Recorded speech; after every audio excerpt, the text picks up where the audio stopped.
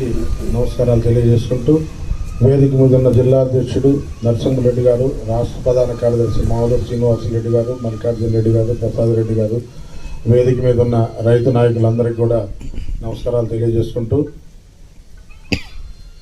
ఒక క్రూడ్లో నుంచి మనకు దిగుమతి అవుతుంది. ఆ క్రూడ్లో నుంచే డీజిల్ కానీ, తర్వాత పెట్రోల్ కానీ, తారు కానీ అన్నీ కూడా తయారవుతాయి. క్రూడ్ దాంట్లో నుంచి ఉత్పత్తి అయ్యే ఇవన్నీ కూడా మన మీద ఆధారపడి మొత్తం భారం మన మీద పడుతుంది. ఎలక్షన్స్ ముందు 19లో కర్ణాటకలో ఇంత ఉంది, తమిళనాడులో ఇంత ఉంది, నేను వస్తే ఇంత తగ్గిస్తాను అని చెప్పడం జరిగింది.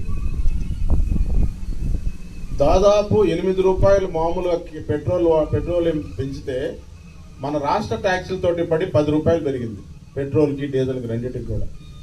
అవి ఎంత భారం అంటే, ఒక రైతు, సపోజ్ నాకు ఒక పొలం ఉంది, అక్కడ ఈ వారంలో మట్టి తోలాలనుకున్నాను చేజర్లలో నా ల్యాండ్లోకి. చిన్న ఎగ్జాంపుల్, ట్రాక్టర్ వాడు పోయినసారి తోలితే 300 రూపాయలు తీసుకున్నాడు. జేసీబీ వాళ్ళు 1100 తీసుకున్నారు గంటకి. డోజర్ వాళ్ళు 400 తీసుకున్నారు.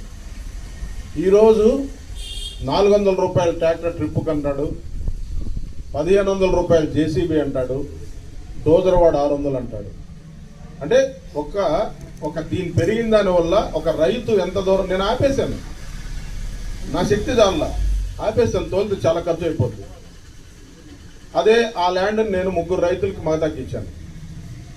వాళ్ళు ఏం చేశారు, మానేశారు. అసలు మేము ఇవ్వండి, పిండి కట్టలు ఈ విధంగా పెరిగిపోయినాయి, నారాతలో బెంగాల్ వాళ్ళు వస్తుంటే 3000 అడిగేవాళ్ళు 7000 అడుగుతున్నారు, ఆపేశారు.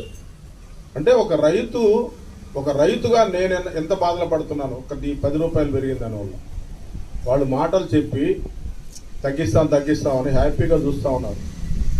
ఒక చిన్న రైతు ఏం చేయాలి, చిన్న రైతు ఏమైపోవాలి, వాడు అయిపోయింది. రైతు పరిస్థితి అయిపోతే ట్రాన్స్పోర్ట్ వెహికల్స్, చిల్లర సామాన్ తోలే వాళ్ళు ఉంటారు, ట్రాన్స్పోర్ట్ మొత్తం వాళ్ళు కూడా అన్నీ పెంచేశారు. చిల్లర సామాన్ మధ్య తరగతి అంగట్లోకి వెళ్తే కూరగాయల రేట్లు, చిల్లర సామాన్ రేట్లు అన్నీ మామూలుగా ఎట్ట పెంచుతారంటే కొంచెం పెంచుతుంటారు. దీని మీద సాకు పెట్టేసి డబుల్ మినపప్పు ఉంది 100 రూపాయలు 150, పెసరపప్పు ఉంది 120, 150 రూపాయలు. కేవలం ఈ పెట్రోల్, డీజిల్ పెరిగిన దానివల్ల ఎన్ని రకాలుగా మనుషులు అన్యాయం అయిపోతున్నారంటే, అది కూటమి ప్రభుత్వం గమనించాలి కదా. తగ్గిస్తా అన్నారు, తగ్గించండి. గ్యాసు మామూలుగా హోటల్స్కి ఇచ్చే డొమెస్టిక్